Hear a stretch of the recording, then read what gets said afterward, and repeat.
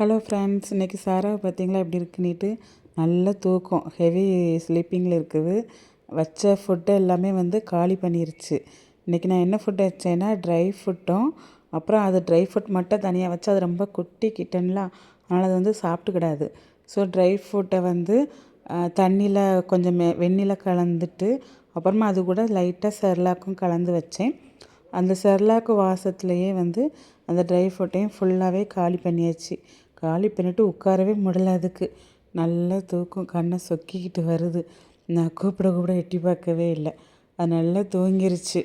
அதுக்கப்புறம் பாவமாக இருக்குது பார்க்குறதுக்குன்னு சொல்லி கொஞ்ச நேரம் மடியில் தூக்கி போட்டேன். அது நல்லா பிர்ருன்னு சவுண்டு போட்டுட்டு அழகாக தூங்கிருச்சு.